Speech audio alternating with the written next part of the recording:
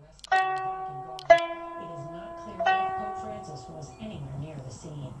Today, the man accused of murdering Bob Lee, the founder of Cash App, pleaded not guilty. Nino Momeni appeared briefly in court in San Francisco. He is accused of stabbing Lee to death in April after a dispute involving Momeni's sister.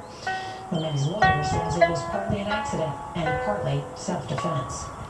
Well, now to the case of the Massachusetts Air National Guardsman accused Show us your of stick. using highly classified documents. Nice stick. New court papers reveal previous incidents where the 21-year-old Jack Texera received multiple warnings about his handling of top-secret material. Citizens Oh no, did he lose that it? despite those red flags, Texera kept his security. He lost access. it.